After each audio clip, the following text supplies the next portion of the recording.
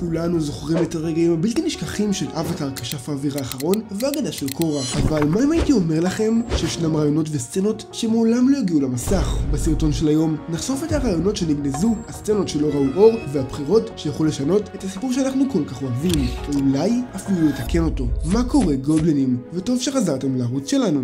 גובלינגיק, כאן עומר, והיום אני הולך לחשוף לכם סצנות ודברים שעדיין לא ראיתם או שמעתם עליהם, כאלה שאומרים להתווסף ליקום של אבטאר, אך בסוף לא עברו את האישור הסופי. אז הצפו עד הסוף, כי דברים פה עושים להפתיע אתכם יותר ממה שדמיינתם. בואו נתחיל.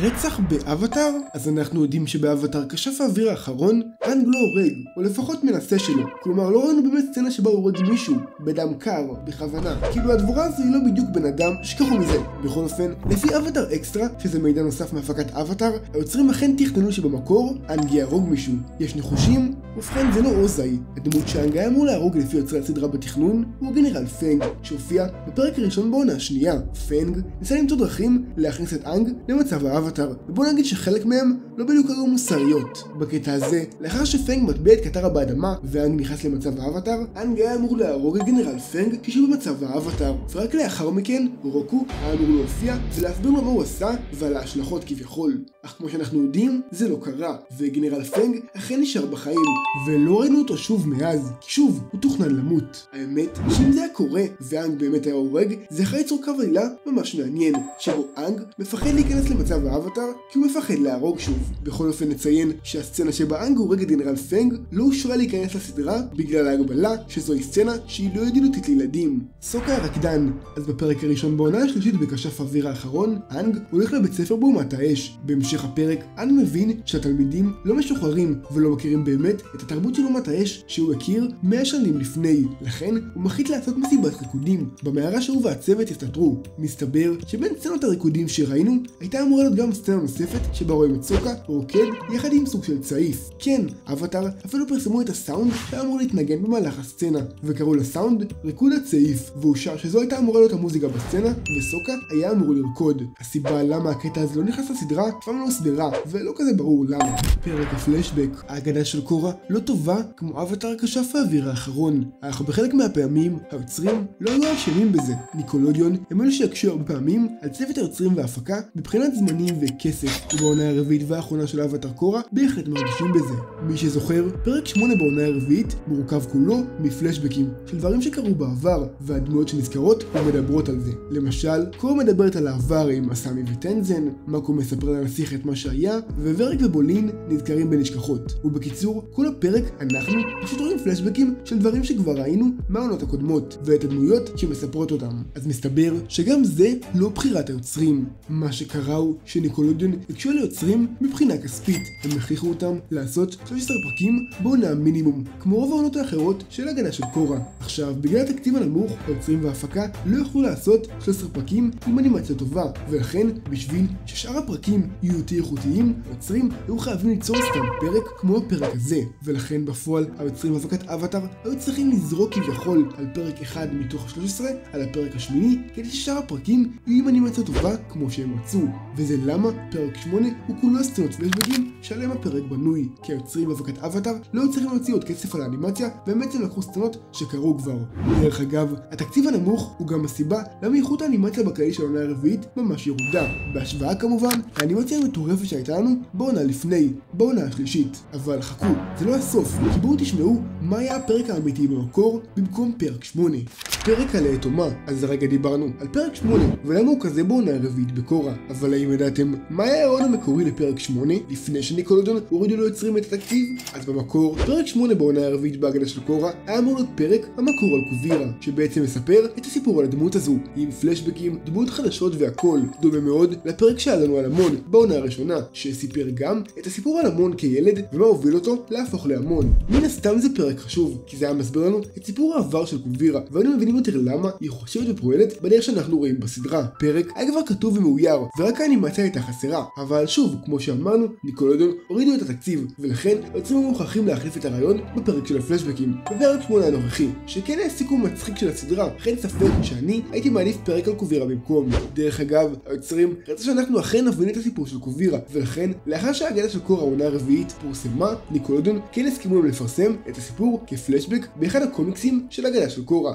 התכנון של רוח האבטר. בספר האומנות של האבטר כשף האוויר האחרון שנכתב בין היתר על ידי היוצרים, דובר שם שלמעשה במקום שרוח האבטר תהיה רבה ותראה כמו עפיפון, כלומר שתראה ככה, רוח האבטר הייתה אמורה להיות רוח הארץ והייתה אמורה להופיע בתור צורת בן אדם. זה יותר הגיוני גם כי האבטרים בעצם מביאים איזון לעולם, לא לעולם ולעולם הרוחות, לפחות ברעיון של כשף האוויר האחרון. אבל עם התוספת של האגדה של קורה אנחנו יודעים שבסוף הם מצאו את רבא וואטו וכל הסיפור של אבטר 1 שאכן היה טוב, ולכן רעיון רוח הארץ נזרק די לפח. הסמי המרגלת. אז בתכנון המקורי, הדמות של הסמי הייתה אמורה להיות רעה. בדומה לאבא שלה, הייתה אמורה לעבוד עם המון בתור מרגלת ולהיות חלק מתנועת השוויונאים.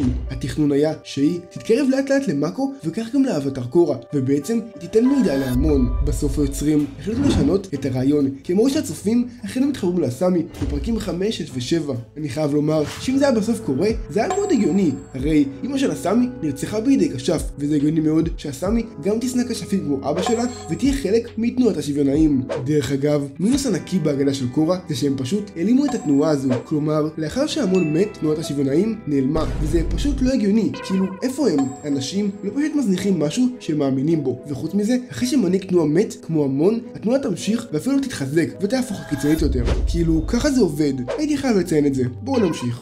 סצנה שירדה באבטר קורה, זה קשור לדבר הקודם. אז בפרק החמישי בעונה הראשונה בהגדה של קורה אנחנו מכירים את הדמות של הסמי. במפגש הראשון של הסמי ושל קורה לא קורה כלום, סמי פשוט מדברת עם מאקו ואז הם הולכים. אז למעשה הייתה אמורה להיות סצנה נוספת בקטע הזה, סצנה שכבר צוירה ואפילו קולטה באנגלית, ומשום מה היא לא נכנסה בסוף לסדרה. אז בסצנה אנחנו רואים למעשה את הסמי מתנהגת בנחמדות לקורה ולבולין ומביא להם מתנות. אני חושב שזו כנראה הייתה אמורה להיות אחת מהסצנות שרומזות על כך שהסמי היא מרגלת, ולאחר הגילוי היינו אמורים להבין שזה היה רמז בגלל האובר נחמדות של הסמי. בכל אופן, בגלל שבסוף השאירו את הסמי כטובה, היוצרים החליטו להוריד את הסצנה הזו. דרך אגב, הסצנה באנגלית, אך כתבנו לה כתוביות בעברית. לא נוכל להראות לכם את זה פה, אך באתר שלנו העלינו לכם את הסצנה המלאה עם כתוביות. נשים לכם לינק בתיאור הסרטון כדי שתוכלו לצפות בזה באתר שלנו. לכו לשם לאחר הסרטון.